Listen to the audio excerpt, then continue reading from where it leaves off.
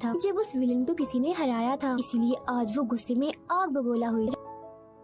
रात के वक्त वेडनेसडे एक स्टैचू के पास जाती है जिसके हाथ में एक किताब थी। किताब पर लिखी एक पहेली को जैसे ही वो सुलझाती है तो वहाँ एक रास्ता खुल जाता है। जैसे ही उसके अंदर जाती है तो देखती है कि यहाँ उसकी मॉम डैड के अलावा और भी बहुत सारे लोगों की तस्वीरें लगी हुई हैं। उसे वहाँ वो किताब भी मिल जाती है जिसकी वो तलाश कर रही थी, मगर जैसे वो उस किताब को वहाँ से लेकर जा रही थी कि तभी अचानक से कोई आकर उस पर हमला कर देता है जिससे वो बेहोश हो जाती है। अब उसे जैसे होश आती है तो देखती है कि उसे कुछ लोगों ने बंदी बनाया हुआ है जिन्होंने मास्क भी लगाए हुए थे, मगर उनकी आवाज सुनते ही वेडनेसडे उन्हें पहचान लेती है और कहती है कि मैंने तुम्हें पहचान लिया है, तुम अपने अपने मास्क हटा सकते हो। असल में ये लोग और कोई नहीं बल्कि विलन और उसके साथी थे। इसी दौरान वो अपनी रस्सी भी खोल चुकी थी और वहाँ से जाने लगती है, मगर जाते जाते वो कहती है तुम सब छोटे बच्चे हो, अगवा करना भी तुम्हें ठीक से नहीं आता। वापस आने के बाद वो उस तस्वीर को किताब पर लगाकर मुकम्मल करती है जिसे उस लड़के ने किताब से फाड़ लिया था और वो उसे पढ़ने लगती। अब अगले दिन प्रिंसिपल सभी बच्चों को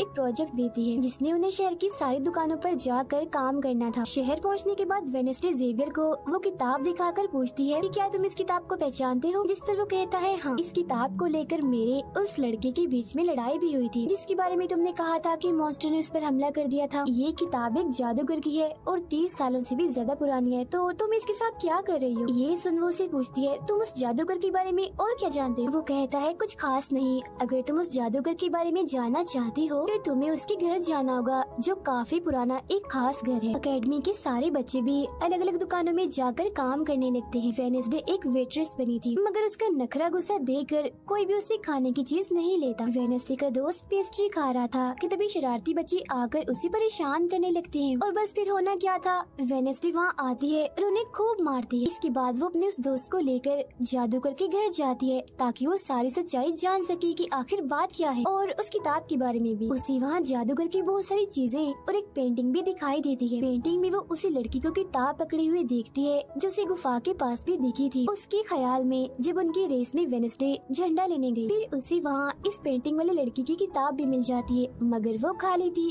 क्योंकि वो नकली थी। इतनी ही देर में वहाँ एक औरत आती है तो वेडनेसडे उसे असली किताब के बारे में पूछती है, जिस पर वो कहती है कि वो किताब तो चोरी हो गई थी और इस वक्त तुम जहाँ खड़ी हो ये भी उस जादूगर का असली घर नहीं है। इसके बाद वेडनेसडे वेटर से मिलने उसकी होटल जाती है और उससे जादूगर के असली घर के बारे में पूछती है तो वो उसे असली घर के बारे में बता भी देता है, जहाँ से वेडनेसडे अकेली ही उस घर में चली जाती। वहाँ उसे एक बूढ़ा आदमी मिलता है जो उसे कहता है ये मेरी जगह है, मेरा घर है, निकलो यहाँ से। तब ये सुन वेडनेसडे का साथी वो हाथ उसके मुंह पर ही हमला कर देता है, जिससे डरकर वो आदमी वहाँ से भाग जाता है और वेडनेसडे को यहाँ से कुछ नहीं मिलता, इसीलिए वो यहाँ से जाने लगती है। मगर जब वो दरवाजे से बाहर जाती है तो फौरन उसे ख्याल आता है जिसमें वो देखती है कि वो जादूगर एक लड़की को चुड़ैल साबित करके इस घर में बंद कर देता है, जहाँ उससे पहले और भी बहुत सारे लोग बंधे हुए थे। ये सारे लोग आउटकास्ट के थे, यानी कोई वेम्पायर था, कोई जलपरी, कोई वेयरवुल्फ तो कोई चुड़ैल, इसीलिए जादूगर इन सबको शैतान समझता था। इस तरह के सभी लोगों को यहाँ कैद करने के बाद वो इस पूरे घर में आग लगा देता है। वो बच्ची जिसे जादूगर ने चुड़ैल साबित किया था वो अपनी मॉम को आजाद करने की कोशिश करती है, मगर नहीं कर पाती क्योंकि सभी लोगों को जंजीर की मदद से जमीन के साथ बांधा हुआ था। सिर्फ वो बच्ची ही आजाद थी, इसीलिए अपनी माँ के कहने पर उसे बेसमेंट के जरिए वहाँ से भागना पड़ता है। जिसके बाद वो जादूगर जो बेहद ही जालिम था सभी आउटकास्ट के लोगों को जला देता है। तभी वो लड़की वेडनेसडे के पास आती है और कहती है वो बहुत ही जालिम है, हम सबको मार देगा। तब इतनी ही देर में वो जादूगर भी वहाँ आ जाता है, जिससे वेडनेसडे डर जाती है और वापिस से होश में मतलब कि मौजूदा वक्त में आ जाती है। होश में आते वो हाथ से कहती है मैंने उस लड़की को देख लिया, उसने मुझसे बात भी की, मुझे लगता है वो मेरे खानदान की कोई मेंबर है। तभी यहाँ जंगल वाला मॉन्स्टर आकर इस घर पर हमला कर देता है, मगर जब उसकी नजर वेडनेसडे पर जाती है तो वो यहाँ से भाग जाता है।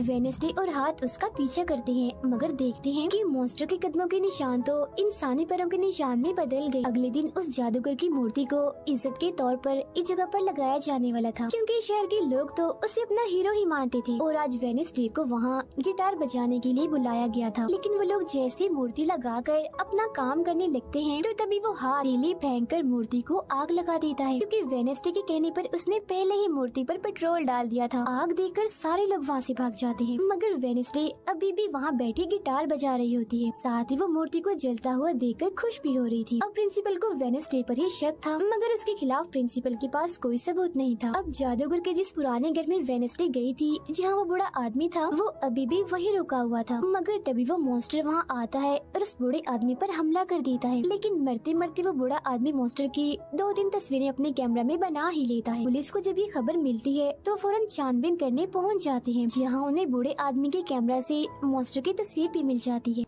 अगले दिन हाथ मुर्दा घर जाकर वहाँ लगे कैमरा पर कोई चीज लगा देता है, ताकि जो वो करे उसे कोई ना देख सके। फिर वो दरवाजा खोलता है तो वेडनेसडे अंदर आती है। वो यहाँ दरअसल उस बूढ़े आदमी के जख्मों को देखने आई थी, जिसे उस मॉन्स्टर ने मारा था। वो बूढ़े आदमी की लाश को देखकर सारा डेटा अपने पास रिकॉर्ड कर लेती है, जबकि हाथ उसकी एक फाइल बनाने में लग जाता है। तभी वहाँ डॉक्टर और पुलिस ऑफिसर भी आ जाते हैं। तब छुपने के लिए वेडनेसडे एक बॉक्स मिस हो जाती है। फिर जब डॉक्टर उस बॉक्स को खुला हुआ देखते हैं तो फौरन उसे चेक करते हैं, मगर जब वेडनेसडे को उसमें पड़ा हुआ देखते हैं तो उन्हें लगता है कि ये भी एक लाश है, इसीलिए वो उस बॉक्स को बंद करके वहाँ से चले जाते हैं। मगर फिर जब हाथ उसे वहाँ से लेने आता है तो वो कहती है, अच्छा तंग मत करो प्लीज, थोड़ी देर और सुने तो बड़ा मजा आ रहा है। फिर इसके बाद वो अपनी छानबीन से ये पता लगवा लेती है कि वो मॉन्स्टर असल में जिस्म के हिस्सों को इकट्ठा कर रहा है। फिर अगले दिन जब वो अकेडमी जाती है तो उसे जेवियर की गर्दन पर किसी के पंजों के निशान दिखते हैं। अब हम जेवियर को एक केबिन से बाहर आता हुआ देखते हैं, और क्योंकि वेडनेसडे को उसके जख्मों पर पहले से ही शक था तो वो भी उसका पीछा करते करते वहाँ आ गई थी। उसे वहाँ पर बहुत सारी मॉन्स्टर की ड्राइंग्स और तस्वीरें दिखती हैं। एक तो तस्वीर को लेकर जैसे वो वहाँ से जाने लगती है तो तभी जेवियर उसे देख लेता है और जाने से रोक देता है, मगर वेडनेसडे उसका ध्यान भटकाने के लिए उसे बस एक ही बात कह देती है कि क्या तुम आज रात होने वाली डांस पार्टी में मेरे साथ चलोगे। जिसके बाद वो जेवियर की बनाई मॉन्स्टर की ड्राइंग्स ले जाकर पुलिस ऑफिसर को दे देती है, जिस पर वो कहते हैं इसे हम किसी को भी नहीं पकड़ सकते, कोई ठोस सबूत लेकर आओ। अब वेडनेसडे अपनी सारी रिसर्च को अपने दोस्त के सामने रख देती है ताकि वो उसकी मदद कर सके। उनमें से एक ड्राइंग को देखकर उसका दोस्त कहता है कि मैं इस जगह के बारे में जानता हूँ। जिसके बाद वो वेडनेसडे को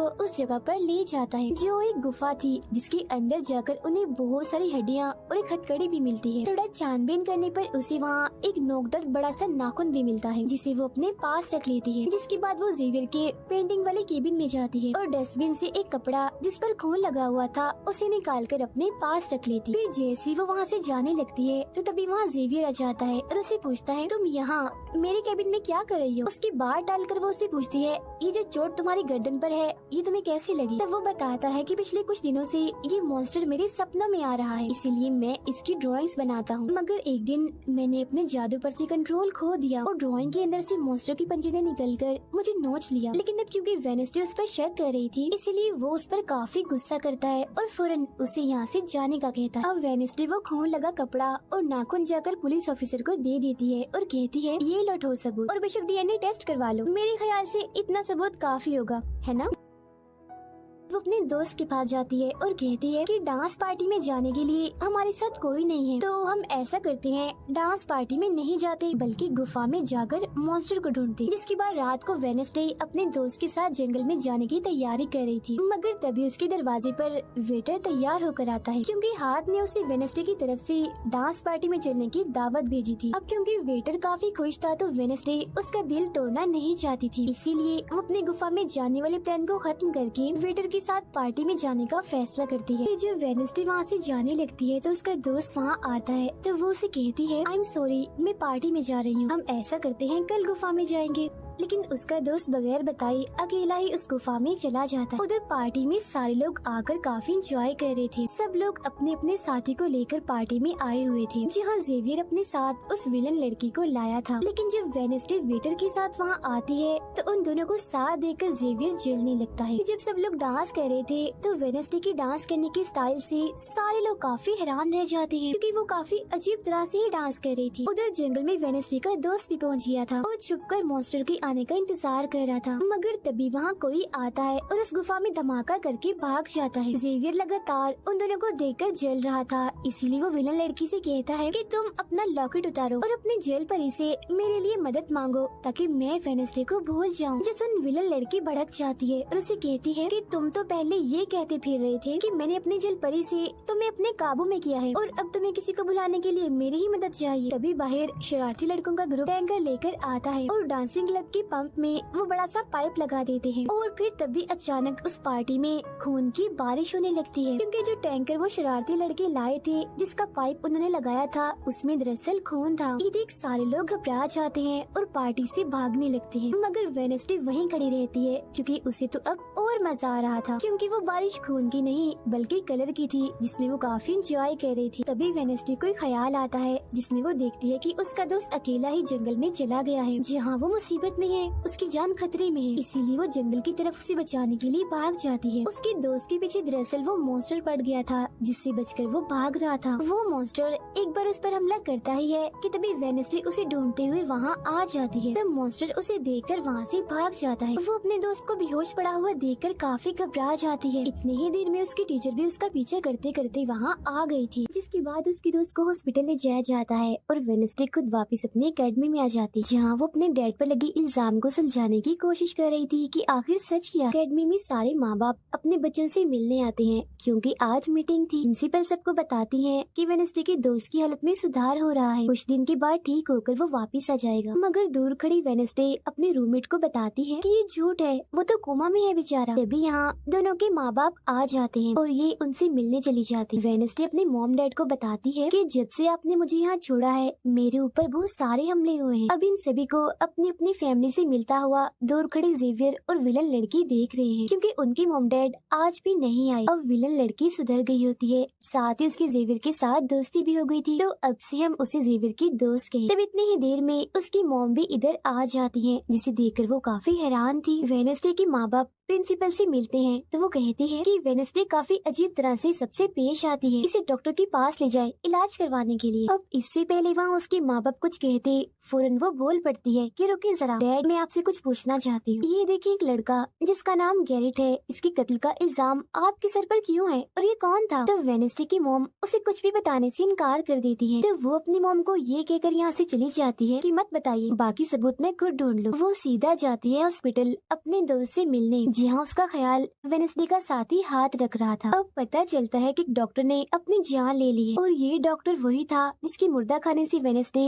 बूढ़े आदमी की लाश को देखने आई। मरने से पहले डॉक्टर ने एक खत भी छोड़ा था जिसमें लिखा हुआ था कि मैं गैरेट के केस पर शर्मिंदा हूँ क्योंकि मैंने उसकी झूठी रिपोर्ट बनाई थी। अब जब सारे लोग खाना खा रहे थे तो तभी वहाँ पुलिस ऑफिसर आकर वेडनेसडे के डैड को पकड़ लेता है और कहता है कि गैरेट की मौत के इल्जाम में तुम्हें गिरफ्तार किया जा रहा है। जेल में वेडनेसडे अपने डैड से मिलने जाती है, पूछती है कि बताएं गैरेट से आपका क्या वास्ता है। तो वो बताते हैं कि गैरेट तुम्हारी मॉम से बहुत प्यार करता था। फिर एक दिन जब तुम्हारी मॉम और मैं साथ थे तो गैरेट ने आकर मुझ पर हमला कर दिया। मैंने अपना काफी बचाव किया जिस दौरान गलती से उसकी मौत हो गई। ये सुन वेडनेसडे को उनकी बात थोड़ी झूठी लगती है। फिर वो पुलिस ऑफिसर के पास जाती है, कहती है मेरे डैड ने गैरेट को नहीं मारा और ये उनके खिलाफ साजिश की जा रही है। जिस पर वो कहता है दुनिया तुम्हारे हिसाब से नहीं चलती, हमारे पास सबूत आ गए हैं तुम्हारे डैड के खिलाफ। वो कहती है मैं नहीं मानती और मेरा ख्याल है कि जिसने मेरे दोस्त को मारने की कोशिश की उसने ही गैरेट को मारा होगा। पार्क में रूममेट अपनी मॉम के साथ बैठी थी, जहाँ उसकी मॉम चाहती है कि वो पूरी तरह एक वेयरवुल्फ बन जाए और वो उसे एक डॉक्टर के पास जाने का कहती है, मगर रूममेट ऐसा नहीं चाहती, इसलिए वो यहाँ से चली जाती है। अब वेडनेसडे अपनी मॉम के पास जाती है ताकि वो सारी सच्चाई जान सके। उसकी मॉम खुफिया लाइब्रेरी में थी। वो अपनी मॉम से कहती है कि आपने मुझे इस अकेडमी में इसलिए भेजा ना ताकि मैं हमेशा आपकी परछाई बन के रहूं। जिस पर उसकी मॉम कहती है कि ये सिर्फ अकेडमी ही नहीं बल्कि पहले यहाँ एक ग्रुप हुआ करता था जिसकी बुनियाद तुम्हारे डैड की फैमिली की एक औरत ने रखी थी जिसका नाम गुडी था। वो कहती है मैं ये जानना चाहती हूँ कि डैड ने तो गैरेट को नहीं मारा तो फिर किसने मारा है। तब उसकी मॉम सच्चाई बताती है कि जब मैं वहाँ गई तो मैंने देखा कि तुम्हारे डैड और गैरेट आपस में लड़ रहे थे। मैंने उन्हें रोकने की कोशिश की मगर गैरेट तुम्हारे डैड को काफी बुरी तरह से मार रहा था। मैंने फौरन तलवार उठा ली और फिर जैसे गैरेट मेरे पास आने लगा तो तलवार उसके आर पार हो गई और वो मारा गया, मगर तुम्हारे डैड ने मेरी जान बचाने के लिए तलवार मुझसे ले ली ताकि सारा इल्जाम उन पर आ जाए। वेडनेसडे कहती है मगर मुझे पता चला था कि जब गैरेट मरा तो उसके मुंह से झाग निकल रही थी। ऐसा तो सिर्फ तब होता है जब किसी ने जहर लिया हो। अब सच पता करने का सिर्फ एक ही रास्ता है, गैरेट की कब्र को खोदना। जिसके बाद वो अपनी मॉम के साथ मिलकर गैरेट की कब्र को खोद देती है और वहाँ से उसकी एक उंगली ले लेती है, मगर तभी इधर पुलिस आकर उन दोनों माँ बेटी को गिरफ्तार कर लेती है। जेल में वेडनेसडे गैरेट की उंगली अपने मॉम डैड को दिखाती है, कहती है कि उसकी मौत जहर से हुई थी, मगर जैसे उसके हाथ इस जिस उंगली पर लगते हैं उसे फौरन एक ख्याल आता है जिसमें वो देखती है कि गैरेट के डैड ने उसे जहर दिया था ताकि वो इस पूरे अकेडमी के लोगों को मार डाले। मगर जब उसकी लड़ाई वेडनेसडे के डैड से हुई तो जहर की बोतल टूट गई जिससे सारा जहर गैरेट के अंदर चला गया, जिसका मतलब साफ था कि उस दिन वो वेडनेसडे के डैड को ही नहीं बल्कि पूरी अकेडमी को ही खत्म करने आया था। जेल से रिहा होने के बाद वेडनेसडे और उसकी मॉम मेयर के पास जाती है। कहती है आपने गैरेट की मौत के सच को छुपाया, उसकी मौत जहर से हुई थी न कि तलवार से, और ये बात साबित भी हो गई।